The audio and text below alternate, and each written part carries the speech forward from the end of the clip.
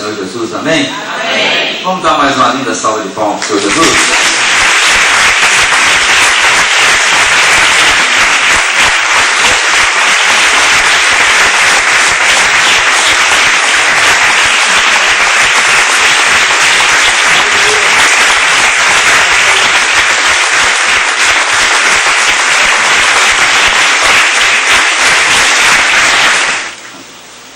Vamos abrir a palavra de Deus no 5º livro da Sagrada Escritura, que é o livro de Deuteronômio. Deuteronômio, capítulo de número 18.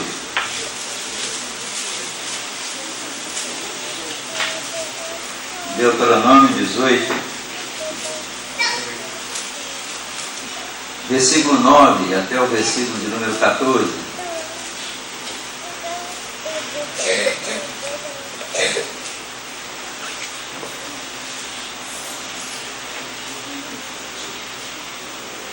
Diz assim a palavra de Deus: quando entrares na terra que o Senhor teu Deus te der, não aprenderás a fazer conforme as abominações daqueles povos. Não se achará entre ti quem faça passar pelo fogo seu filho ou a sua filha, nem adivinhador, nem prognosticador, nem agoureiro, nem feiticeiro, nem encantador, nem necromante, nem mágico, nem quem consulte os mortos. Pois todo aquele que faz tal coisa é abominação ao Senhor. E por essas abominações o Senhor teu Deus os lança de diante de ti. Perfeito serás para com o Senhor teu Deus. Porque essas nações que hás de possuir, ouvem os prognosticadores e os adivinhadores, porém a ti o Senhor teu Deus não permitiu tal coisa. Vamos orar. Nosso irmão Gustavo vai estar orando para nós, para que Deus nos abençoe nesta manhã. Senhor, nosso Deus, nosso Pai, nós queremos agradecer ao Senhor pela oportunidade que o Senhor tem nos dado de adorar o teu santo nome. Amém. Queremos pedir ao Senhor que o Senhor venha tirar tudo aquilo que vem nos impedir de compreender a tua palavra. Pai, no nome de Jesus, destampa os nossos ouvidos, tira as escamas dos nossos olhos, que nós possamos sair daqui com uma visão nova, que nós possamos sair daqui com a restauração do Senhor. Derrama sobre nós a cura, a libertação, Pai, a restauração que vem do trono dos céus, que nós possamos sair novos daqui de dentro. Pai, que essa palavra venha ao nosso encontro, que ela frutifique e transforme em mudança, em ação, e que nós possamos mesmo, Pai, levar o amor do Senhor onde a gente for. Pai, nós te agradecemos por tudo que o Senhor já fez, o que o Senhor está fazendo e o que o Senhor ainda vai fazer no decorrer deste dia. Muito obrigado no nome de Jesus. Amém. Glória a Deus. Poder sentar. Quando nós estudamos o Velho Testamento e quando nós estudamos também o Novo Testamento, nós chegamos à conclusão que Deus odeia a bruxaria e que Deus odeia também a feitiçaria. Tanto é verdade que em Apocalipse 21:8 Deus fala que os feiticeiros não herdarão o reino de Deus. E uma coisa que Deus quer nos ensinar e nos preparar é a lidar com esse espírito de bruxaria, é a lidar com esse espírito de feitiçaria. Às vezes nós olhamos assim e perguntamos: por que sou eu na minha casa, sou salvo? E há quantos anos que eu já estou na presença de Deus, não vejo a minha família salva? Por outro lado, nós olhamos e podemos constatar que tem alguma cidade que nós temos muita mais dificuldade de penetrar, de colocar o Evangelho, de crescer a obra, do que as outras. Por exemplo, quando você vai em Simonésia, você vê que a penetração do Evangelho ali é mais difícil. Quando você vai em Sacramento, a penetração do Evangelho ali é mais difícil. Quando você vai em São Pedro no Havaí, a penetração do Evangelho ali é mais difícil. Mas por que se torna difícil a pregação, a salvação e a conversão? É porque muitas famílias, muitas cidades, muitos lugares, eles estão debaixo desse espírito de feitiçaria, desse espírito de bruxaria. Está debaixo de um domínio satânico. E é interessante que quando nós falamos em bruxaria e feitiçaria, olha o que Deus fala lá em 2 Reis, capítulo 9. 2 Reis, capítulo 9. No versículo de número 22.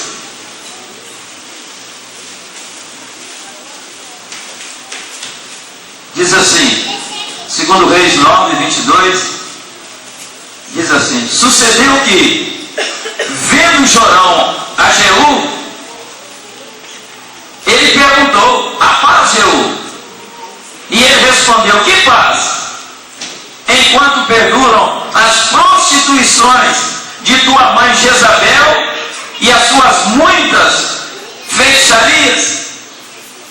E nós olhamos também, e tem uma palavra aqui no livro de Gálatas, no capítulo 3, te convido a abrir a tua palavra lá em Gálatas, capítulo de número 3, aonde Paulo faz uma pergunta para essa igreja. Gálatas capítulo 3, versículo 1 diz assim: ó Gálatas insensato, quem vos fascinou a vós outros? Em outras palavras, quem vos enfeitiçou? Ante cujos olhos foi Jesus Cristo exposto como crucificado? E olha o que diz no verso 3: sois assim insensatos, que tendo começado no Espírito, estejais agora aperfeiçoando na carne. E a Bíblia fala em Romanos 8:8 que aqueles que estão na carne, eles não podem adorar a Deus. Olha o que Paulo continua dizendo no livro de Efésios, capítulo 5, versículo 8.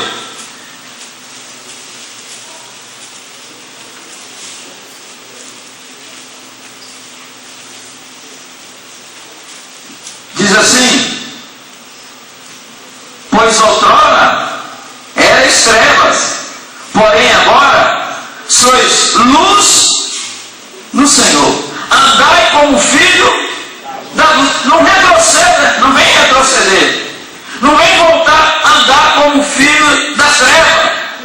Vós estáis agora na luz. Esse espírito de bruxaria, de feitiçaria, não tem mais poder sobre a sua vida. E Paulo, ele ainda volta falando conosco no livro de Gálatas 5:16, como precisa ser o nosso andar e o nosso caminhar. Gálatas 5:16, ele diz assim: digo, porém, andai no Espírito, e jamais satisfareis a concupiscência da sua carne. Deus, ele quer a nossa família para ele, a sua família. Deus, ele quer a nossa cidade para ele. Deus, ele quer a nossa nação para ele.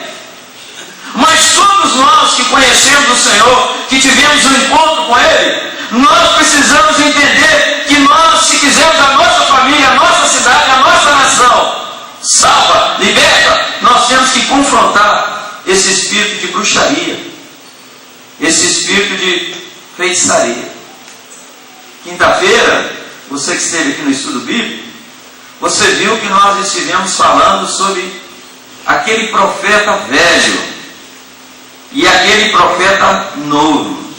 E é interessante que quando nós olhamos para aquele texto de 1 Reis, capítulo 13, nós podemos ver o que esse espírito da feitiçaria, da bruxaria, ele produz na cidade, ele produz na igreja, ele produz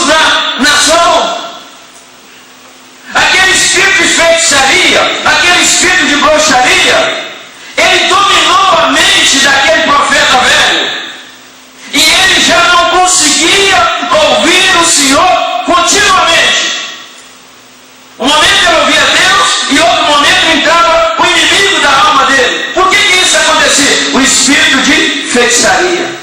Ele não tinha coragem, ele não tinha ousadia para confrontar aquele espírito de feitiçaria, aquele espírito de bruxaria que Jeroboão levou para dentro do altar. Daí a necessidade que Deus teve que trazer um profeta do reino do sul para confrontar aquele espírito de feitiçaria que estava no reino do norte. Mas por que isso acontece? É porque esse espírito de feitiçaria, ele vai dissipando a palavra de Deus. Esse espírito de feitiçaria, ele entra na vida do crente, dos cristãos, e leva ele a desobedecer a palavra de Deus. Você recebe muita palavra, mas é como se fosse um pneu.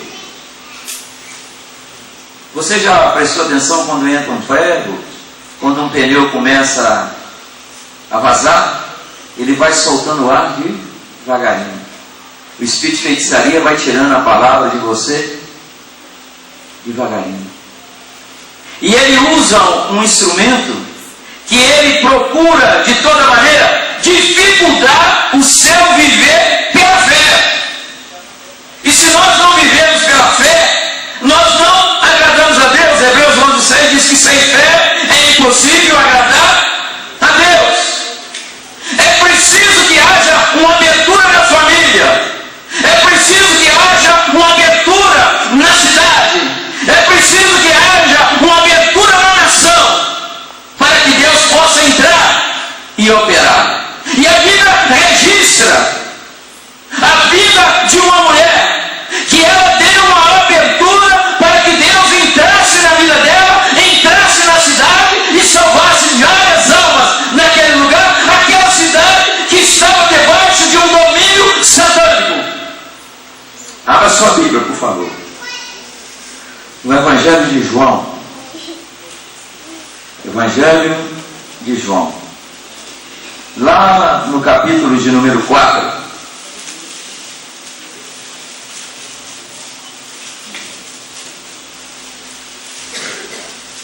Você não percebe muita coisa. Você acha que tudo é normal. Mas, por exemplo, fazem 27, 28 anos que eu moro aqui nesse bairro. Mas há 2 anos atrás eles construíram uma igreja católica no cima. Normal, todo lugar tem igreja. Mas é um reduto, uma força que o reino das trevas está colocando ali no alto. E nós não percebemos. Nós não conseguimos ver. Você já reparou que toda a igreja católica ela sempre está no centro da cidade? Você já reparou que em todo lugar que você chega, tem um lugarzinho, tem um lugar ali que o reino das trevas colocou. Por quê? Domínio. Agora, esta mulher, ela quer sair debaixo desse espírito de feitiçaria, desse espírito de bruxaria. E olha a resistência dessa mulher. Olha a dificuldade que o Senhor Jesus tem para pregar a palavra, para evangelizar e para tirar essa mulher debaixo desse domínio satânico. Caminha comigo. Verso 3, 4 e 5 diz assim: deixou a Judéia, retirando-se outra vez para a Galiléia, e era-lhe necessário. Eu quero que você preste atenção nessa palavra do Senhor Jesus. Ele diz assim: e era-lhe necessário atravessar a província de Samaria. Chegou, pois, a uma cidade samaritana, chamada Sicar, perto das terras que Jacó dera a seu filho José. Jesus agora ele deixa a seu lugar e ele quer ir para a Galiléia. E ir para a Galiléia, ele poderia passar por 3 caminhos. Primeiro, ele poderia continuar seguindo pela costa. Segundo, ele poderia atravessar o Jordão subindo pela Pérea. Terceiro, ele poderia passar por dentro de Samaria. Mas o verso de número 4 fala de uma necessidade.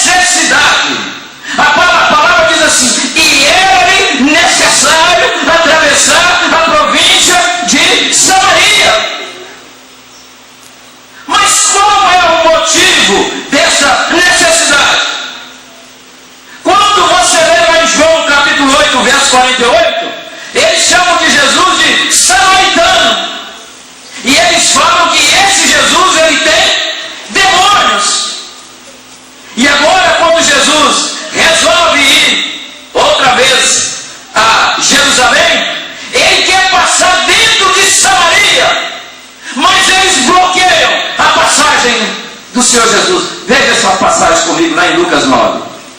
Lucas capítulo 9. Eles impedem a passagem dele.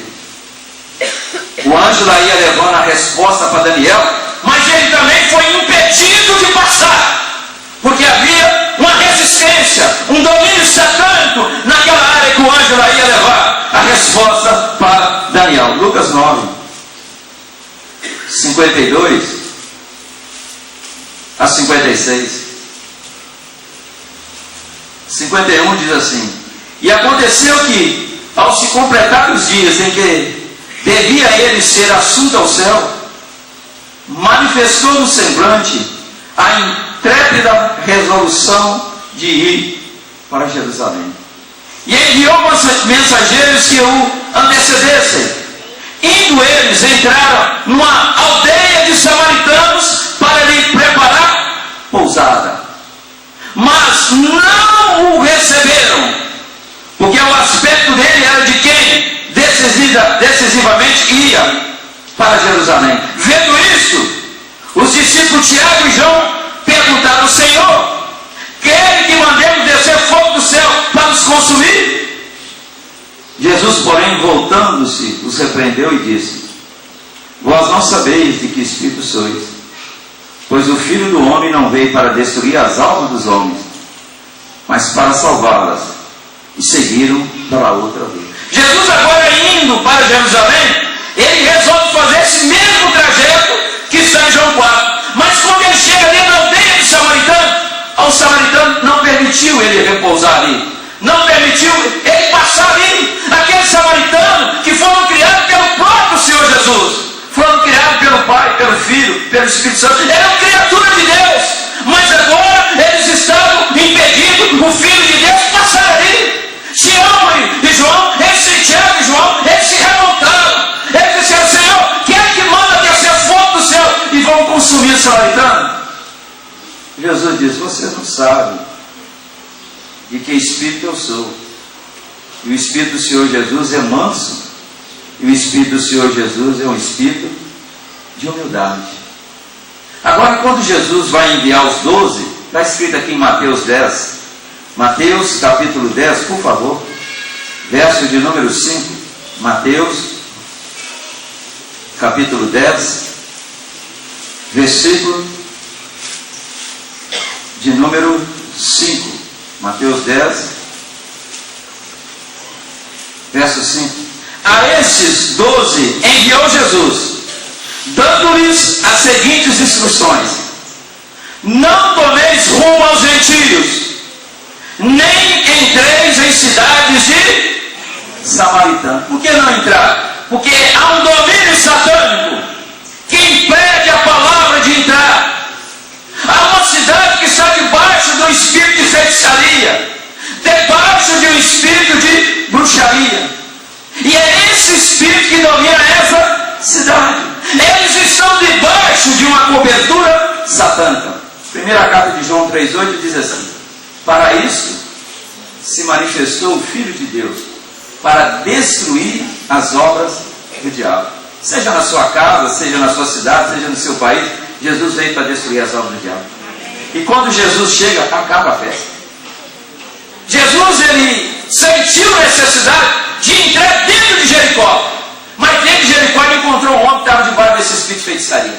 Ele encontrou um homem que estava debaixo desse espírito de bruxaria. Ele encontrou um homem que deu uma abertura para ele quebrar as maldições sobre Jericó, e para ele operar um milagre de salvação ali foi Zaqueu. Tanto é que Jesus diz: Zaqueu, hoje me convém pousar em sua casa. Ele não se ofereceu para pousar na casa de ninguém, mas na casa de Zaqueu ele ofereceu. Sabe por quê? Houve uma abertura para ele ali. E quando Deus encontra uma porta aberta, ele entra, e ele entra para fazer morada. A Bíblia diz que Jesus, ele enfrentou uma tempestade no mar, mas a tempestade era um elemento satânico, era o espírito da bruxaria, o espírito da feitiçaria, que sabia o que o Senhor Jesus ia fazer. E Jesus então acalma aquela tempestade no mar, mas do outro lado tinha uma tempestade, não no mar, mas uma tempestade na alma. É aí que ele chega na terra dos Cesarenos. É aí que ele chega na terra dos Gadarenos. É aí que ele encontra um homem que estava debaixo desse espírito de feitiçaria, desse espírito de bruxaria, dominado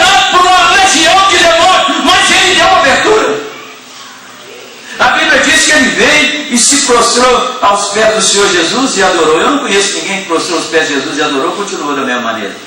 Jesus entra e Jesus faz a diferença. É interessante que Jesus entra dentro de Samaria, mas logo na frente Felipe vai evangelizar em Samaria. E o que Felipe encontra dentro de Samaria? Encontra lá esse espírito de feitiçaria, que está agora sobre a vida de um homem chamado Simão, o mágico, que estava querendo comprar o dom para poder corromper aquelas pessoas. Daí a necessidade que Jesus tinha de passar em Samaria. Ele sabia que tinha uma mulher ali, que era rejeitada, que era discriminada pela sociedade, mas seria uma mulher que seria uma porta aberta para ele evangelizar Samaria e ganhar o samaritano. É necessário Deus passar na sua casa. É necessário Deus passar na sua família. É necessário Deus passar na sua empresa. É necessário Deus passar aqui nessa manhã e quebrar toda a obra de feitiçaria, bruxaria na minha vida e na sua vida. É necessário que Ele esteja passando aqui nesse momento para fazer a obra que Ele tem desde a fundação do mundo para a minha vida, para a sua vida. Eu quero voltar lá em João 4. Eu quero ler o versículo 6. João capítulo 4, versículo 6. Estava ali a fonte de Jacó, cansado da viagem, assentara Jesus junto à fonte, por volta da hora sexta. Interessante, se você olhar, essa fonte tinha sido construída há 1700 anos. E essa fonte de Jacó, ela representa o mundo. E Jesus chega ali agora com uma das suas limitações humanas. Ele estava cansado. E mais do que cansado, ele estava com sede. E ele chegou no horário que o sol está a pique. Ele chegou por volta de meio-dia. Mas a sede de Jesus, não é a água. A sede que Jesus tem é por alma. É pelo pecador. E Jesus chega ali naquela fonte, o sol bem quente, e ele vai encontrar com alguém que deu uma abertura. Tudo foi preparado por Deus. Aquela mulher estava ali agora sozinha. E olha o que Jesus faz no verso 7 e no verso 8. Nisso veio uma mulher samaritana tirar água. Disse-lhe Jesus: dá-me de beber.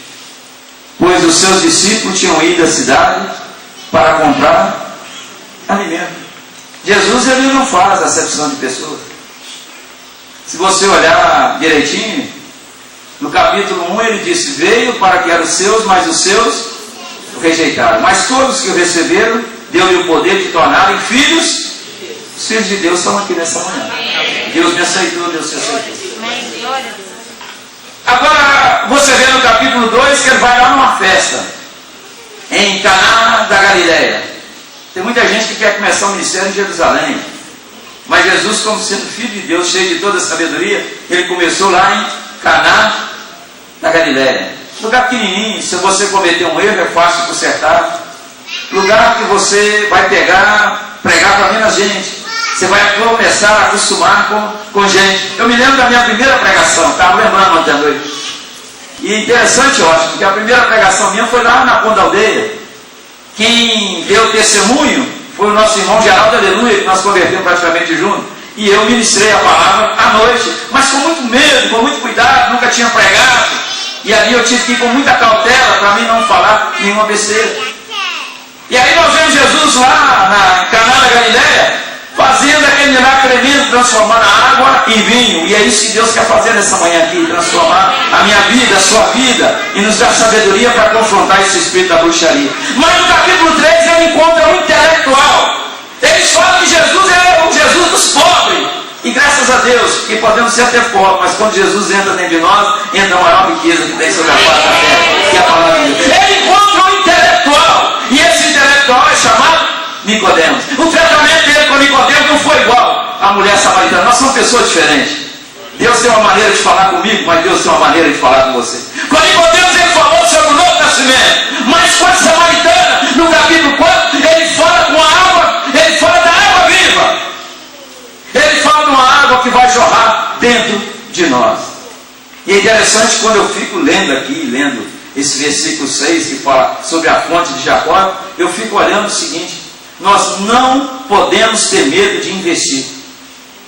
Nós podemos fazer um investimento aqui. Se nós não colhermos o fruto, a nossa geração vai colher. Amém. Quando nós estamos orando na empresa, eu falo assim: Senhor, aquele que sai andando e chorando, enquanto semeia, voltará colhendo o seu cesto. Talvez eu não vou ver essa colheita, mas com certeza a minha geração vai tomar posse dessa bênção, desse ato que eu estou semeando é a palavra. E a palavra, quando nós semeamos, Deus trabalha. Por que eu falo para não ter medo de investimento? Porque para você ter retorno, você precisa investir primeiro. Essa fonte está ali há 1700 anos. Sabe quem construiu essa fonte?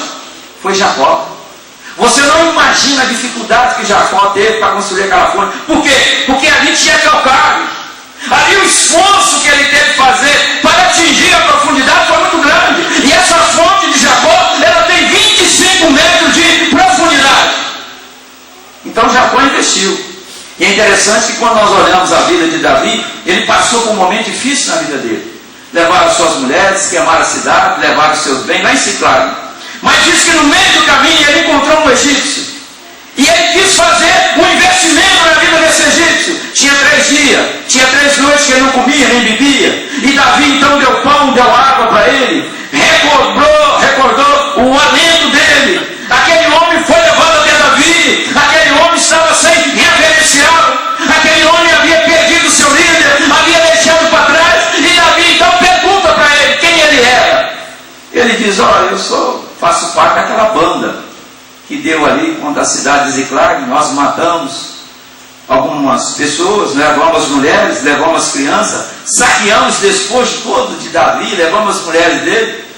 E Davi então falou assim: misericórdia. E eu dei pão e dei água para esse homem. E esse homem agora fala que foi ele que fez aquela atrocidade, aquela bagunça toda lá. Mas Davi manteve a calma. E Davi perguntou para ele: você porventura pode me guiar esse bando? Eu vou assim: Deus, que o Senhor não me mate. E aqui Davi faz um investimento de dar pão e água. E ele recebe um retorno. Ele ganha um guia. Ele ganha uma pessoa que vai levá-lo aonde está a sua família. Ele ganha uma pessoa que vai influenciar para ele reconquistar a mulher, reconquistar os filhos e reconquistar todos os bens que haviam sido levados. Mas por quê? Porque ele fez um investimento. E aí eu aprendo uma coisa, que eu preciso ter coragem para trabalhar. O trabalho de Jacó há 1700 anos, ele estava sendo agora representado por esse encontro, por essa história linda que tem no Novo Testamento, que é o encontro de Jesus com essa mulher samaritana. Aonde? Na fonte que Jacó construiu há 1700 anos. Você precisa deixar uma marca, mas não uma marca de rebeldia, de rebelião, de traição. Você precisa deixar uma marca de uma obra que você faz na vida da pessoa ou em algum lugar para seguir de referencial. Ali estava Jesus agora, naquela fonte. E olha o que acontece do verso 9 até o verso 11. Então lhe disse a mulher samaritana: como sendo tu judeu, pedes e beber a mim, que sou mulher samaritana? Porque os judeus não se dão com o samaritano. Replicou-lhe Jesus: se conheceras o dom de Deus, e quem é o que te pede, dá-me de beber, tu lhe pedirias, e ele te daria água viva. Respondeu ela: Senhor, não tens com que atirar, e o poço é fundo. Onde, pois, tem a água viva? Olha bem, essa mulher, ela está debaixo de uma escravidão. Ela está debaixo de um jugo. E agora esse jugo impõe um espírito maligno na vida dessa mulher. Um espírito de racismo, um espírito de tribalismo, um espírito de separações. É a mesma coisa que você vê falar, principalmente lá fora. Quando você sai do Brasil, você vê falar muito que os presbiterianos não combinam com o batista. Eu, durante o tempo que eu andei fora, eu só encontrei um pastor batista.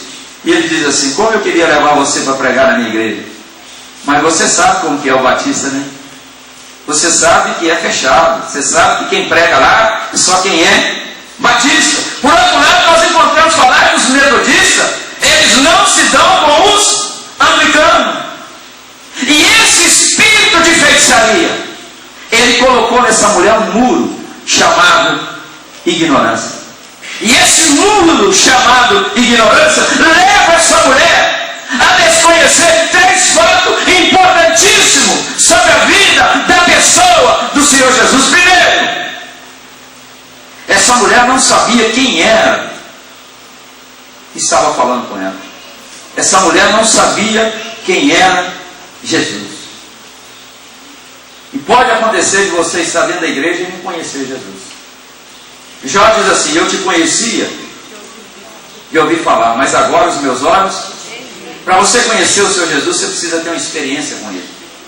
Eu não conheço ninguém que teve uma experiência com Jesus e continuou da mesma maneira. Ela não conhecia Jesus.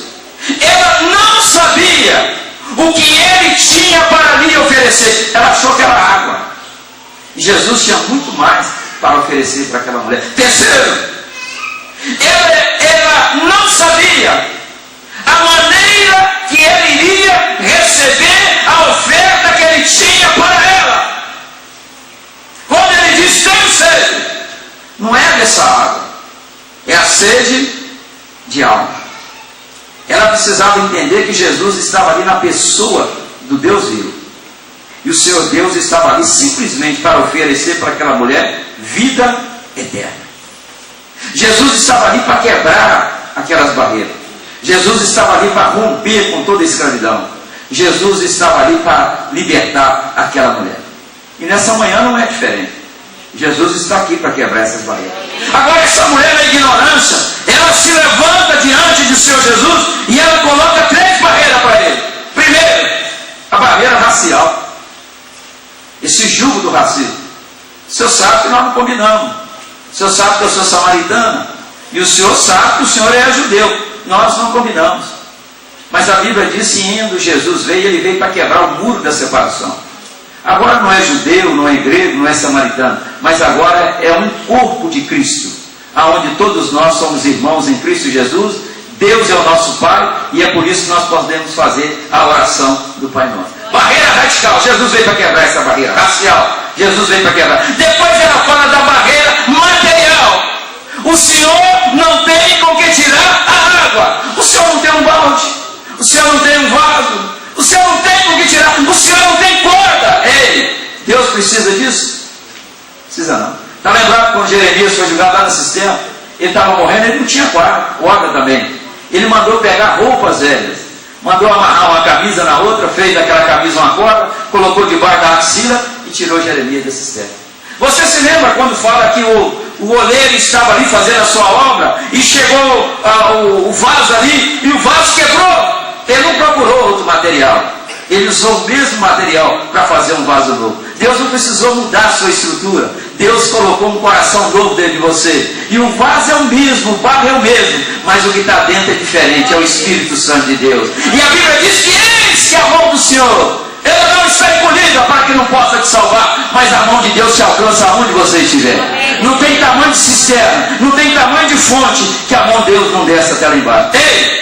E é interessante que ela diz também que o barreira espiritual, o poço é fundo, a mão de Deus te alcança aonde você estiver. O que Deus quer ensinar para nós é que nós precisamos quebrar as barreiras, é que nós precisamos vencer todas as barreiras, todas as dificuldades. As pessoas riem, até algumas pessoas aqui dentro da igreja, eles não concordam, eles falam: eu não sei porque o pastor Merito fica indo na 381, leva 360 pessoas. Deixa eu responder por que eu vou lá. Para evitar de um dia chegar alguém, nem dentro de casa mais, mas dentro de um saco todo quebrado. É por isso que eu vou na 381. Para quebrar a barreira dos acidentes, para quebrar a barreira da morte, para não conformar com esse mundo que aceita tudo isso passivamente sentado. É por isso que nós vamos lá. E é por isso que Deus está mudando. É por isso que nós temos visto o número de acidentes reduzindo a cada dia mais. É por isso que quando você passa ali, você sente uma atmosfera diferente. Já não é o príncipe, não é o espírito de feitiçaria e bruxaria, mas é o Espírito de Deus que está no controle. É por isso que Deus está duplicando aquela estrada. É por isso que Deus está diminuindo a distância daqui até Belo Horizonte quando estiver pronto. Sabe por causa de quê? Barreiras estão sendo quebradas. Porque Deus ensinou para nós que nós temos que enfrentar o problema de frente. Ele não manda não, ele vai. Ele falou para os discípulos não entrarem em Samaria, mas ele foi lá em Samaria. Ele foi para ver o problema de frente. Ele foi lá para quebrar as barreiras. Ele foi lá para resolver o problema de frente. Ninguém quis ir lá no cemitério com o endemoniado de Gadara, mas ele foi. E ele não levou ninguém com ele não, ele foi sozinho. E ele foi lá e enfrentou. Jesus vai ali agora para quebrar o complexo de inferioridade daquela mulher. Aquela mulher era uma mulher complexada. E o espírito de inferioridade se revela. Que no horário que toda mulher está fazendo comida, está cuidando da casa, é nesse horário que ela foi buscar a sua água. O problema não é para ser contornado. O problema precisa ser resolvido. E nessa manhã Deus está resolvendo esse problema. Deus está quebrando essas barreiras. Deus está jogando por terra o complexo de inferioridade. Deus está colocando os anjos lá na 381. E está fazendo uma geral lá. E todo capeta, todo demônio que estiver lá, estão amarrado, acorrentado, algemado, maniatado e mandado para as profundezas do abismo, que para isso manifestou o Filho de Deus, para destruir as obras do diabo. Se você crê ou não, aplaude o Senhor esta manhã.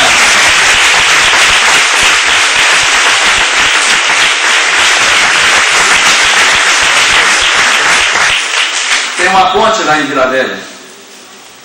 Ela é conhecida como a ponte do suicídio. Será que precisa nós sairmos daqui para ir lá orar e tirar isso? Será que não tem ninguém que tem condições de pegar um sal consagrado, um suco de uva consagrado, pegar um prato novo, colocar um sal dentro dele e jogar lá de cima da ponte e quebrar o domínio das águas? O Espírito que atua nas águas? Será que precisa sair daqui para ir lá fazer isso?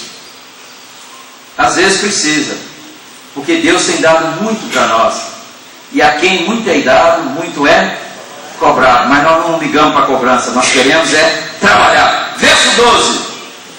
És tu, porventura, maior do que Jacó, nosso pai, que ele nos deu o poço, do qual ele mesmo bebeu, e bem assim seus filhos e seu gado?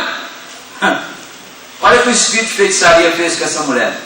Esse espírito de feitiçaria levou essa mulher a ter uma visão distorcida de Deus.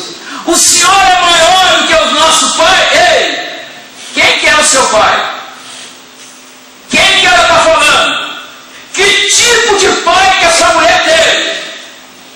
Pai ímpios, pais idólatras, levou ela a adorar lá no Monte Gerizim, levou ela a adorar os demônios, Baals. É esse tipo de pai que ela está falando? Esse espírito de feitiçaria leva a pessoa a se gabar, leva a pessoa a enaltecer a idolatria existente na casa dela, na vida dela, na geração dela. É por isso que ela questiona se ele é maior do que Jacó. E olha o que diz lá em João, capítulo 17, versículo 24. Olha o que Deus fala, se ele é maior ou não.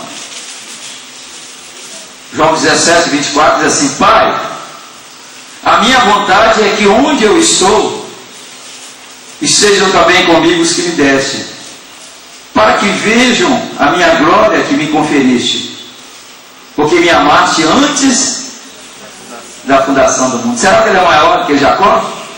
Com certeza, ele é o próprio Deus na pessoa de Jesus. Já viu quando você vai evangelizar alguém, a pessoa enche o peito e fala para você: eu sou maçom. Grandes, eu não posso, eu sou espírita, eu sou testemunha de Jeová, falsa. Sou testemunha de Jeová, porque as verdadeiras testemunhas estão aqui. As verdadeiras testemunhas estão aqui. Sabe que espírito é esse? Esse espírito que leva você a ter uma distorção da palavra de Deus e da pessoa do Senhor Jesus. Agora olha o que acontece no verso 13 e no verso de número 14. Olha o que acontece. Afirmou-lhe Jesus: quem beber dessa água tornará a ter. Jesus estava falando para aquela mulher. Eu não estou falando de coisas materiais. Até agora você não entendeu, samaritano. Eles deram uma trava na sua mente. Eu estou falando de coisas espirituais. Ei, se você beber dessa água, você vai tornar a ter sede. Aquele, porém, que beber da água que eu lhe der, nunca mais será sede. Pelo contrário, a água que eu lhe der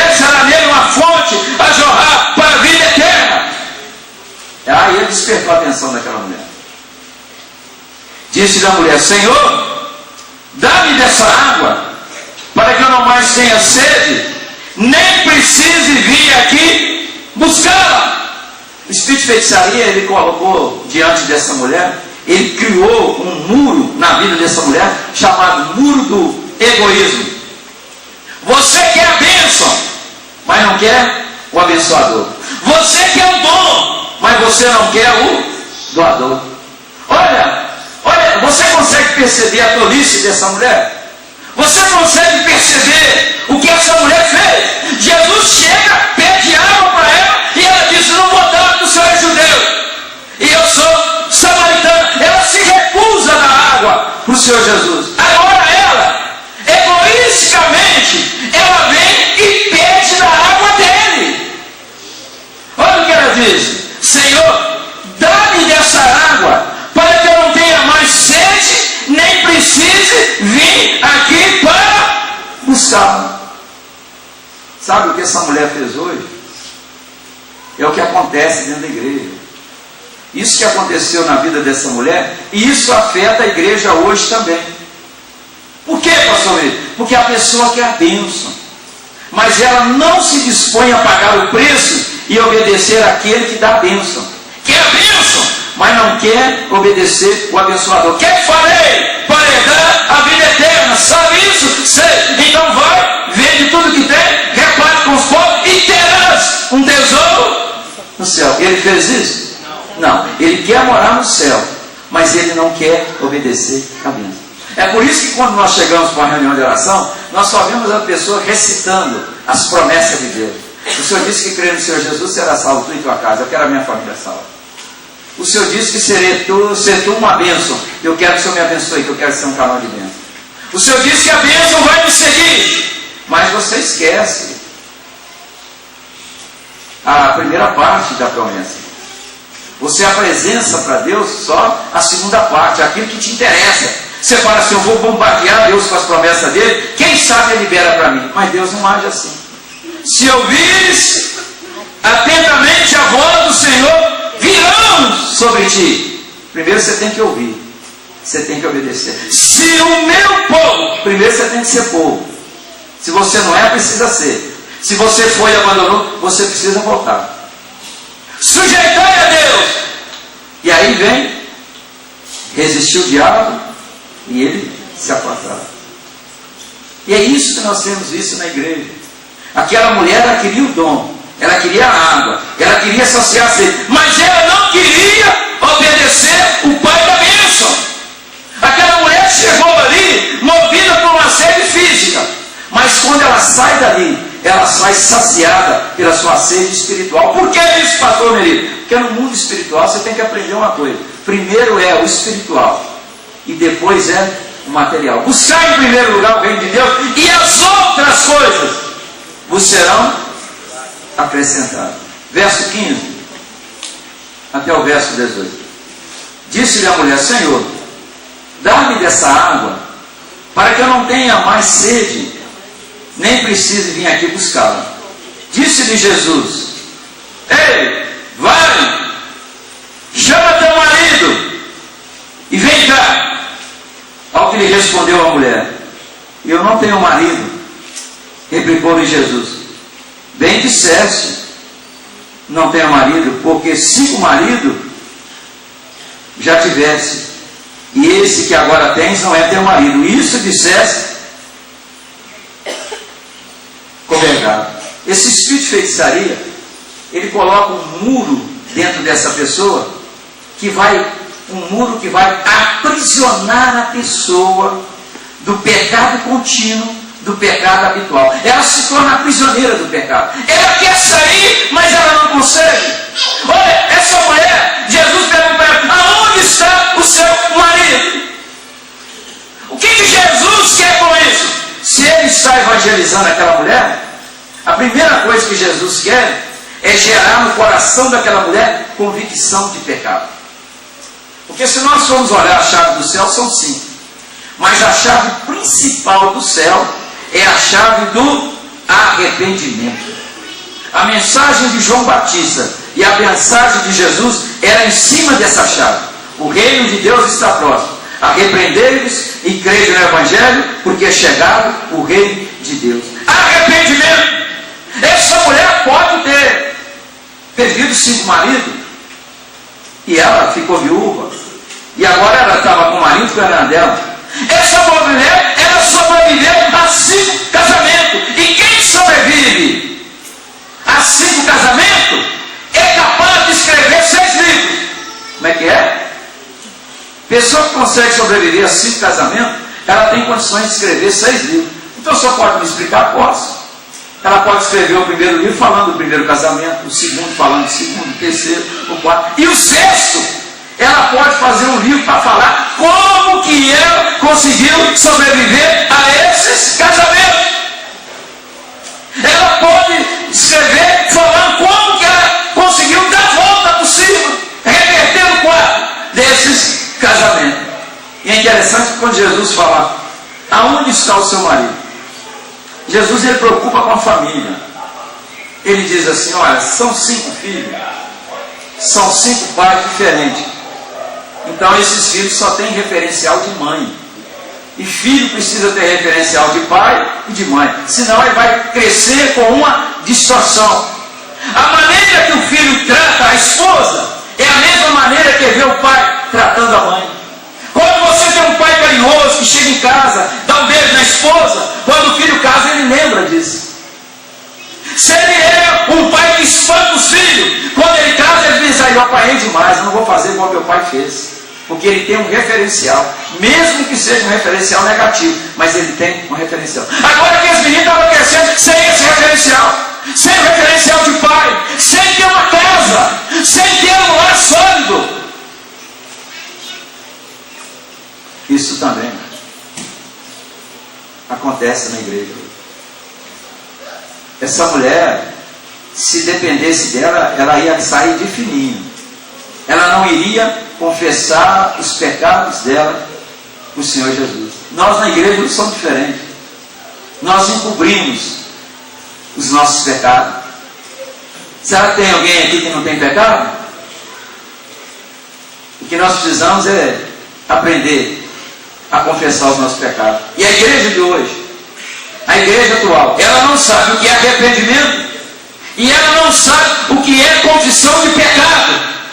Pega aquele versículo, está lá em 2 Carta de Coríntios 5,17, diz assim, se alguém está em Cristo, nova criatura é, as coisas velhas já se passaram, e eis que tudo se fez. Isso acontece quando você faz uma oração igual está no Salmo 51. Quando você rasga o seu coração, quando você faz confissão de pecado, quando você busca o arrependimento, aí sim. E olha o que acontece no verso 19. Senhor, disse-lhe a mulher, vejo que tu és profeta. Essa mulher está de brincadeira, não é? Você já ouviu falar? Você está de brincadeira comigo? Essa mulher agora falava a Jesus assim, eu acho que o Senhor é profeta, eu estou vendo que o Senhor é profeta. Mas é uma mulher arisca, uma mulher que Jesus vai para a esquerda, ela vem para a direita. Jesus vai para a direita, ela vem para a esquerda. Jesus está levando essa mulher para os 4 cantos, querendo pegá-la, querendo segurá-la. Mas olha a dificuldade que Deus encontra para tratar com o ser humano. Olha a dificuldade que Deus ele encontra para salvar o pecador. Olha a dificuldade que Deus encontra para quebrar esse espírito de feitiçaria que está dominando essa mulher. Olha a dificuldade que Deus tem para salvar uma alma. Essa mulher, mesmo sabendo que ela é profeta, ela se recusa a arrepender. É uma mulher racista? É. É uma mulher cheia de mágoa? É. É uma mulher cheia de egoísmo? É. É uma mulher que está debaixo de uma ignorância? É. Mas ela tinha um profeta pela frente. E ela não se dá conta que diante de Jesus tem que ter arrependimento, tem que ter mudança de vida. E é por isso que ela tenta desviar o Senhor Jesus. Olha o espírito de feitiçaria que ele faz. Olha do verso 20 ao 22. Nossos pais adoravam nesse monte. Vós, entretanto, dizeis que em Jerusalém é o lugar onde se deve adorar. Disse-lhe Jesus: mulher, pode crer que vem a hora, quando nem nesse monte, nem em Jerusalém, adorareis o Pai. Vós adorais o que não conheceis, nós adoramos o que conhecemos, porque a salvação, ela vem dos judeus. Aí Jesus, ele usa esse versículo 23 em função das palavras que essa mulher disse do verso 20 ao 22. Mas vem a hora, e já chegou, em que os verdadeiros adoradores adorarão o Pai em espírito e em verdade, porque são esses que o Pai procura para seus adoradores. Sabe o que essa mulher faz com Jesus? Quando ela descobriu que ele é profeta, ela tenta discutir com o Senhor Jesus sobre religião. Ela diz que o Senhor diz que é para adorar em Jerusalém, e os nossos pais falam que a verdadeira adoração está lá no Monte Gerizim. Eu não estou entendendo. O Senhor fala para mim agora que a salvação vem dos judeus. É interessante que essa mulher, ela usa de muito esperteza. Espírito de feitiçaria é isso. Quando você começa a falar de Jesus, a pessoa chega perto de você e fala assim: olha, tem 3 coisas que nós não vamos discutir: política, religião e futebol. Não é isso que eles falam? Olha, política, religião e futebol. Essa mulher falou com Jesus: não vamos falar de política, não vamos falar de religião, não vamos falar de futebol, senão vou ter que falar com o senhor daquele 7-1 que a Alemanha emplacou no Brasil, porque o senhor também é brasileiro, né? Então aquela mulher foi muito sábia. Ela leva Jesus agora para o campo da religião, e nesse campo da religião tem muita gente caindo. Por quê? Porque tem um demônio que usa a boca das pessoas para falar assim: toda religião leva a Deus. Sabe o que o diabo está falando? Que toda religião, ela é igual. Está lembrando do profeta velho? Quando eu morrer, eu quero ser enterrado no mesmo do profeta que veio de Judá. Ele está dizendo que ele é igual ao outro profeta. Você não é igual ao macumbeiro. Você tem o Espírito Santo. O macumbeiro vai para o lugar de tormento, você vai passar a eternidade com Cristo. Amém. É diferente. A religião do Senhor Jesus é diferente. Assim, a religião do Senhor Jesus, você tem que morrer, ressuscitar, você tem que nascer de novo para fazer parte dela. Então isso é mentira do diabo. E aquela mulher, então, ela começa ali. E isso que ela falou para o Senhor Jesus: nós adoramos nesse monte, né, que vem a hora. O Senhor Jesus diz assim: mas vocês adoram o que não conhecem. Nós adoramos o que conhecemos, porque a salvação, ela vem do judeu. Aí olha o que aconteceu do verso 24 e 26, eu estou terminando. O Senhor Jesus diz assim: Deus é Espírito, e importa que os seus adoradores o adorem em espírito e em verdade. Eu sei, respondeu a mulher, que há de vir o Messias, chamado Cristo. Quando ele vier, nos anunciará todas as coisas. Disse-lhe Jesus: eu sou, eu que falo contigo. Olha o trabalho que essa mulher deu.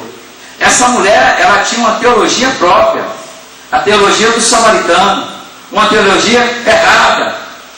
Agora no verso 25 ela diz: eu sei, respondeu a mulher, que há de vir o Messias chamado Cristo, e quando ele vier, nos anunciará todas as coisas.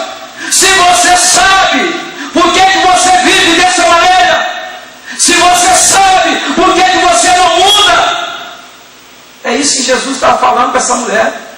Se você sabe, mas esse espírito de feitiçaria, ele coloca um muro na vida dessa pessoa, e esse muro vai levar a pessoa sempre a protelar. Não, amanhã eu aceito Jesus. Não, deixa eu casar primeiro. Deixa eu sepultar meu pai.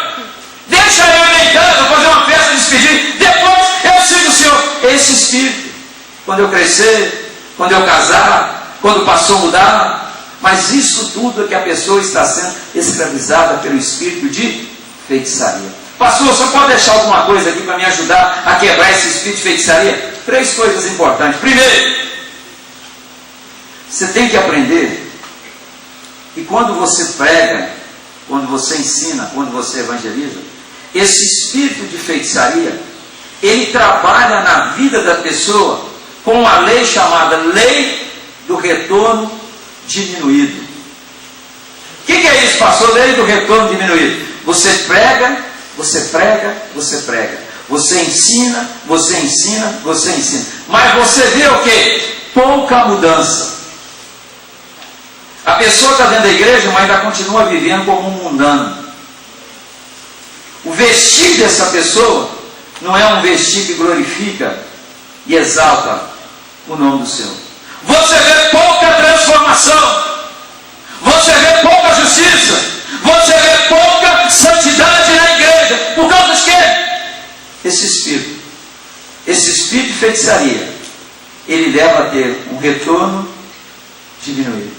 Nós, como pastores, nós falamos assim, nós trabalhamos tanto, e quando vem o batismo a gente fica triste, que a gente queria batizar mais e mais e mais, mas tem esse retorno diminuído. Por causa de quê? O espírito da bruxaria, o espírito da feitiçaria. A segunda coisa que eu quero dizer é que nós precisamos derrubar muros, mas derrubar um por um, até nós conquistarmos a nossa família, até nós conquistarmos a nossa cidade, até nós conquistarmos o nosso país. Mas para isso precisa que haja uma abertura. É por isso que quando uma porta se abre, você não pode abrir mão, você tem que aproveitar. Nós somos uma empresa e acabamos de orar, o rapaz aí lá de dentro falou: olha, vocês não poderiam vir aqui toda segunda às 7 horas da manhã orar para nós? Eu falei assim: 7 horas? Ele falou assim: é. Eu pensei comigo, esse diabo perdeu. Eu falei assim: semana que vem eu estou aqui às 7 horas. E eles falaram que vem. 7 horas nós estamos lá e ministramos para 30 pessoas aproximadamente. Essa semana que passou, tivemos lá pela segunda vez e ministramos. Um outro rapaz chegou perto de mim e falou comigo assim: aqui dentro você não lê a Bíblia e você nem ora. Você que sabe, eu vim aqui para isso. Mas você não quer que eu ore, nem que leia a Bíblia? Não quero. Perfeitamente, põe de baixo. Você acha que você me ofendeu com isso? De maneira nenhuma. Você é livre para aceitar, para querer. Eu estou cansado. As pessoas vêm aqui e falam que vai me ajudar, mas todos desanimam. Mas algum dia eu vim aqui e falei que ia te ajudar, desanimei? Não, senhor. Olha, você deixando eu ler a Bíblia ou não, eu vou vir aqui toda segunda-feira só para mostrar para você que o evangelho que nós pregamos é diferente. Na próxima segunda eu fui lá. Quando eu cheguei lá, ele não estava um empregado dele. E eu perguntei para ele assim: você quer que eu leia a palavra e ore? O camarada pegou pela mão e falou assim: você não veio aqui para isso? Eu vim, o empregado dele. Então ele me puxou para dentro e falou assim: você vai ler a palavra, você vai orar. E nisso ele chegou. Ele falou: olha, eu convidei ele para entrar, para ler a palavra e orar. Eu perguntei: mas eu posso ler a palavra e orar? Ele falou assim: pode. Você não vai dar conta, não. Se você souber, essa pessoa que está comigo é muito forte. Eu falei assim: não tem problema. Se for mais forte do que Jesus, eu vou ceder para ele. Mas se não for, Jesus vai derrubá-lo. E nós estamos lá orando. Essa semana ele disse para mim: eu estou com vontade de ir lá na sua igreja. Você não tem igreja, não tem cravo na mão. Mas tem uma igreja ali perto da escola normal, perto de onde você mora. No dia que você quiser ir lá, você vai ser bem recebido. E porque eu estava falando com o diabo, por isso que eu respondi dessa maneira. Você está entendendo? Ele quis falar que a igreja é minha, a igreja é do Senhor Jesus. O Deus é o mesmo, a unção é o mesmo, o Espírito é o mesmo. Deixa eu te falar. Terceira coisa que eu quero te ensinar. Porque Filipe, quando ele foi pregar em Samaria, Simão, o macho, ele quis corromper o dom. Ele quis comprar o dom. Ele queria manter aquela cidade escravizada debaixo desse espírito de feitiçaria. Será que não está acontecendo mesmo aqui dentro? Você vem trazer o seu dízimo? Você vem trazer a sua oferta? E você acha que com isso você tem direito ao céu? Você acha que com isso a sua vida está resolvida com Deus? Mas se você está com problema com o irmão, esse dízimo, essa oferta não tem nenhum valor. Se você quebra a ordem estabelecida por Deus, por exemplo, honrar pai e mãe, esse dízimo não conta. Se você não obedece às autoridades constituídas por Deus, se rebela contra ela, faz montinho, seu dízimo também não tem valor. Se você não consegue perdoar, você está igual ao mágico. Você só quer comprar uma porta no céu. E nós temos que ter cuidado, porque esse espírito de feitiçaria, ele usa as pessoas para nos tirar do centro da vontade e do querer de Deus. Esse espírito de feitiçaria, ele alcançou um homem de Deus. E se Deus não intervém, esse homem teria sido sucumbido. Eu quero terminar falando aqui em 1 Reis. 1 Reis. Eu quero falar de um homem que tinha vida com Deus. Eu quero falar de um homem que clamou a Deus para descer fogo do céu e desceu. Eu quero falar de um homem que Deus usou para desafiar, não Acabe, você acha que é Acabe,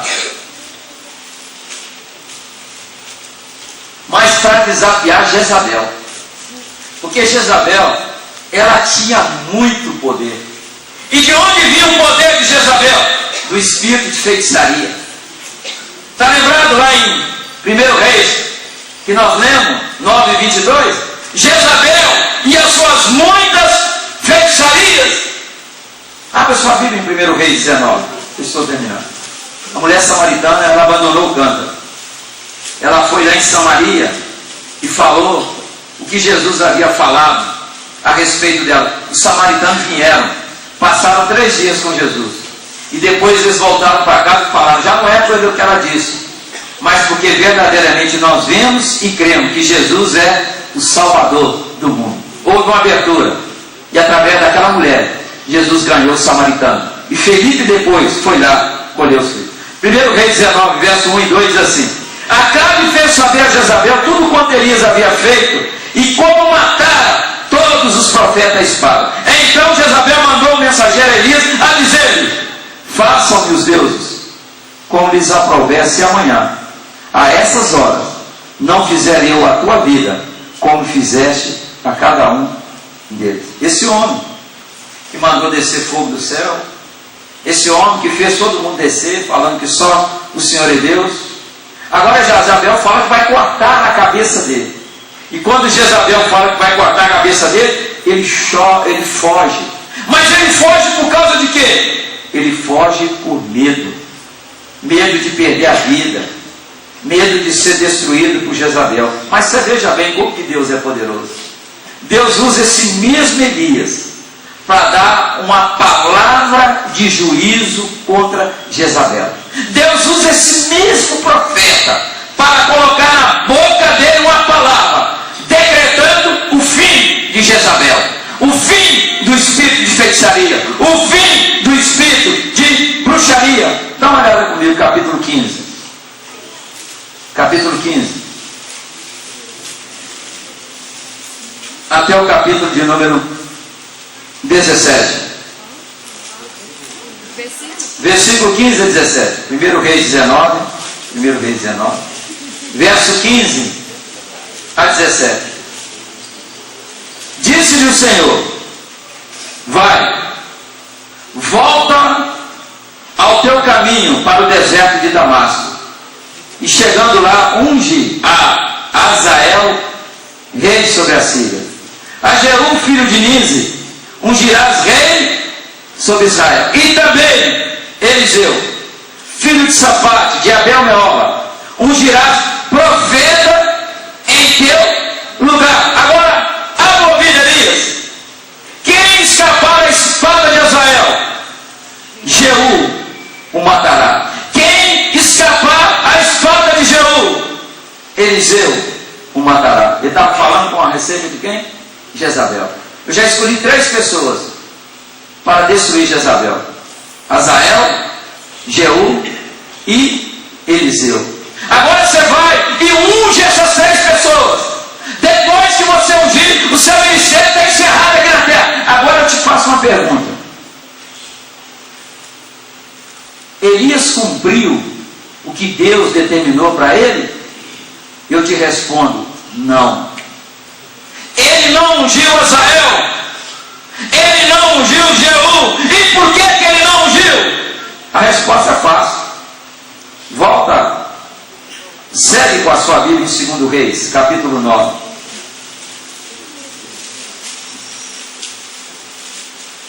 Por que ele não ungiu? 2 Reis, capítulo 9, verso 1 a 3. Então o profeta Eliseu chamou um dos discípulos dos profetas e lhe disse: Deus mandou, foi ele. Deus não mandou ele dar essa ordem para outro. Cinge os lombos, leva contigo esse vaso de azeite e vai-te a Ramote Gileade. Em lá chegando, vê onde está Jeú, filho de Josafá, filho de Nize. Entra e faz-o levantar-se do meio de seus irmãos e leva-o à câmara interior.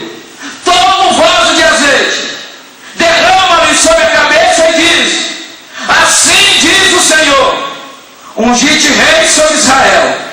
Então abre a porta, foge e não te detém. Você pensa bem, ele não ungiu a Azael. Ele fala com o profeta: você vai lá onde ele está e unge. E a hora que você acabar de ungir, pega a estrada, sai correndo, porque se Jezabel te encontrar, é o pescoço seu que ela vai cortar, porque eu não estou indo, porque eu estou com medo. Custou caro.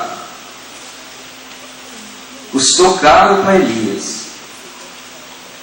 Olha o verso 30 até o verso 37. Tendo Jeú chegado a Jezreel, Jezabel soube. Então se pintou em volta dos olhos, enfeitou a cabeça e olhou pela janela. Ao entrar Jeú pelo portão do palácio, disse ela: teve paz Zimri, que matou a seu senhor? Levantou ele o rosto para a janela e disse: quem é comigo? Quem? E 2 ou 3 eunucos olharam para ele. Jezabel falou assim: olha, você está sabendo que quem matou Zimri, ele teve paz? Em outras palavras, eu estou te ameaçando, Jeú. E Jeú disse: tem alguém aqui que é comigo? Tem alguém aqui que está do meu lado? Levantaram 3 eunucos e olharam para ele. E olha o que Jeú fez. Então disse: lançai daí abaixo. Lançaram abaixo e foram salpicados com o seu sangue a parede, os cavalos, e Jeú a atropelou. Entrando ele e havendo comido e bebido, disse: olhai para aquela maldita e sepultai-a, porque é filha de rei. Foram para sepultar, porém não acharam dela senão a caveira, os pés e as palmas da mão.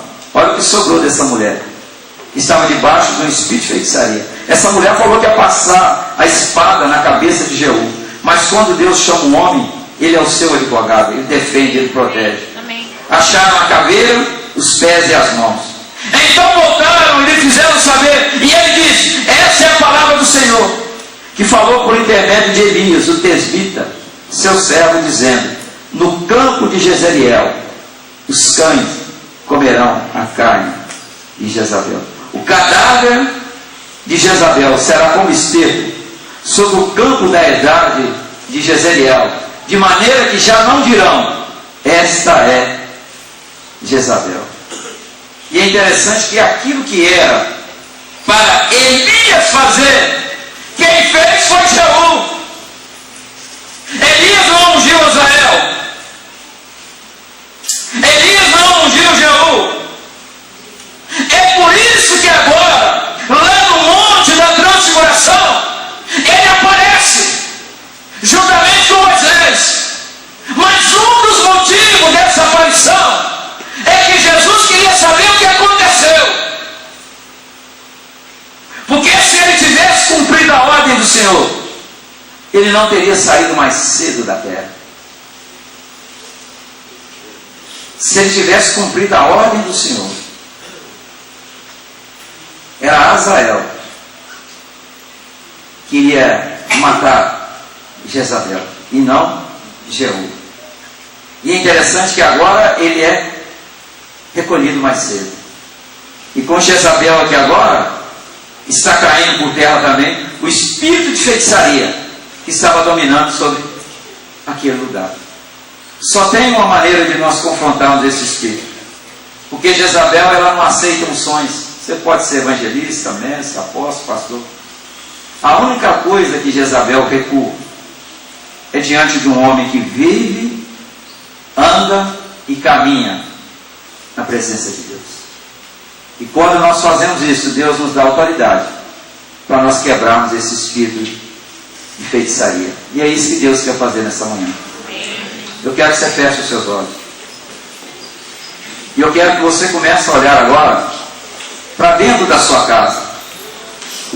Que você comece a olhar agora para dentro da sua família. Que você comece a olhar agora para dentro da sua geração.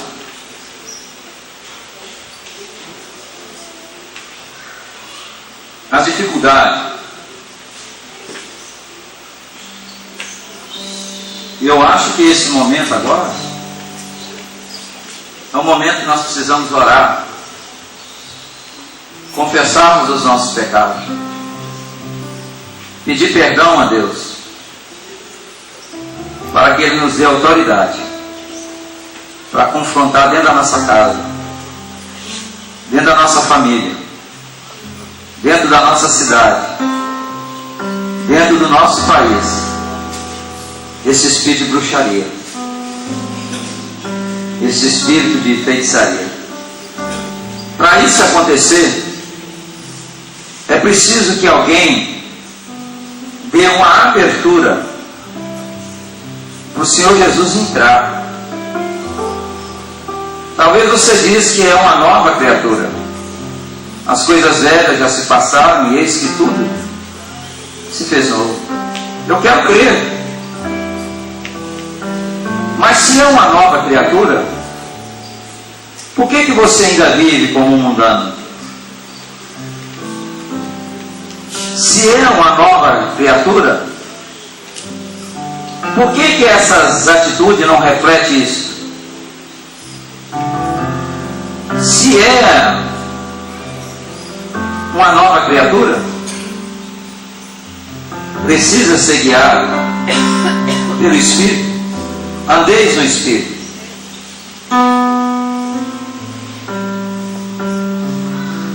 É o momento de você orar, confessar pecado, pedir perdão.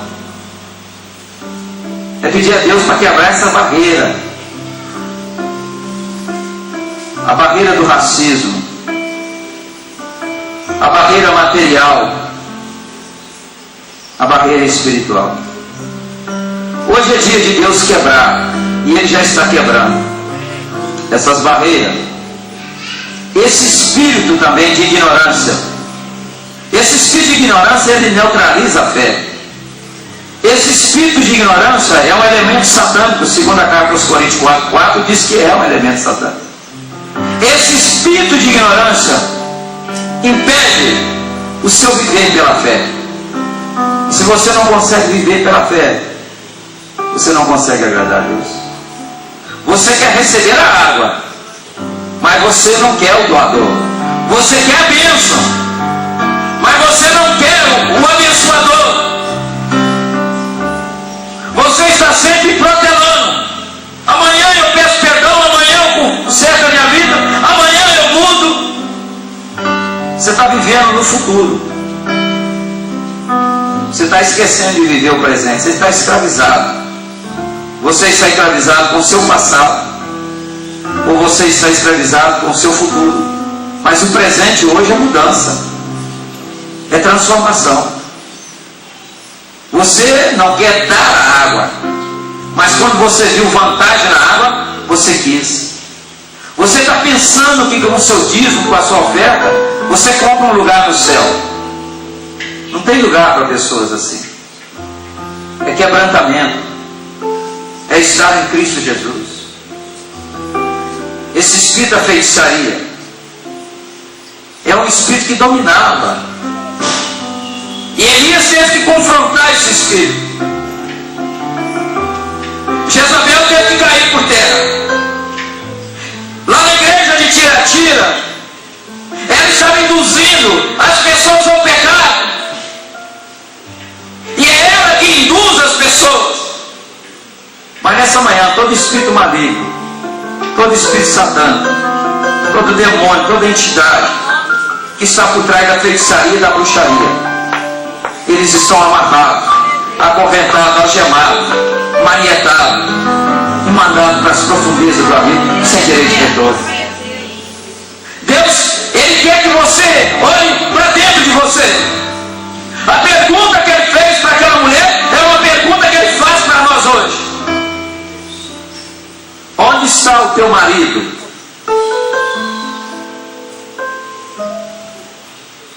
É uma mudança nova, é uma postura diferente, é olhar para dentro de cada um de nós e vermos que nós precisamos mudar para quebrar as barreiras que impedem a nossa vida, a nossa família, a nossa cidade e o nosso país fluir. Pai Celestial, coloca essa palavra dentro do nosso coração, coloca bem firme, Senhor, para que nós possamos lembrar sempre dessa palavra e extrair lições profundas para a nossa vida.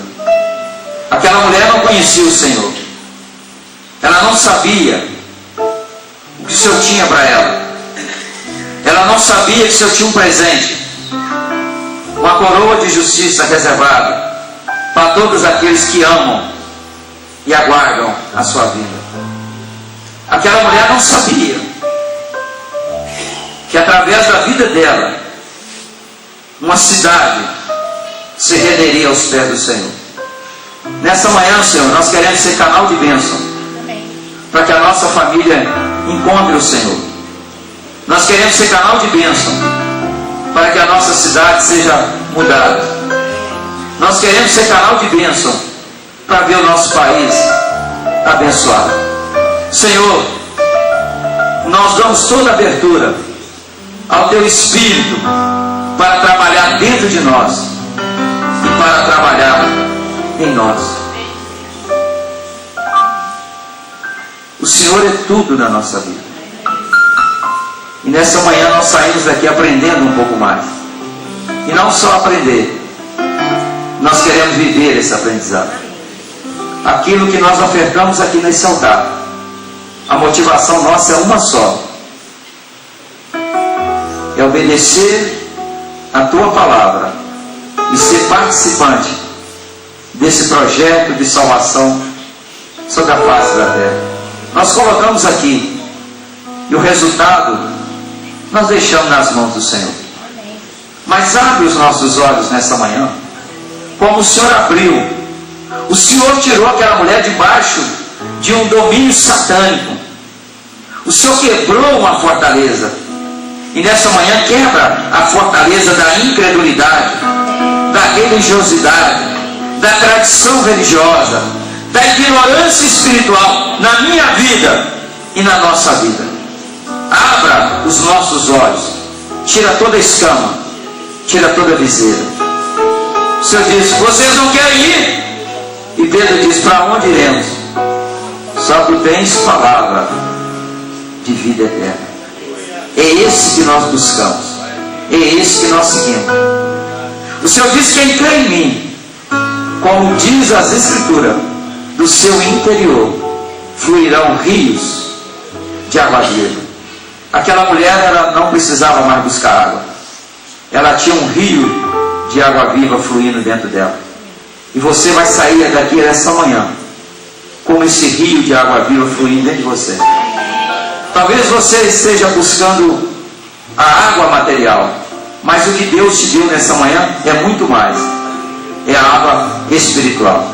O que Deus me ensina nessa manhã é que Ele quer cuidar do meu espiritual primeiro. O material é consequência de uma vida em obediência. A barreira da bruxaria, a barreira da feitiçaria, ela está quebrada na nossa vida, na nossa família. E nós saímos aqui andando em novidade de vida e agradecendo o Senhor pela lição profunda que o Senhor nos ensina através dessa mulher e através da vida de Elias. Nós oramos e te agradecemos por tudo em nome de Jesus. Amém. E graças a Deus. Deus abençoe cada um. Vamos em paz. 5 abraços. Lembrando que domingo pela manhã nós vamos ter o quê? Eu preciso que você me ajude. Que Deus nos dê uma palavra de poder e autoridade para alimentar o corpo de Cristo. Amém? Que Deus nos abençoe e vamos em paz.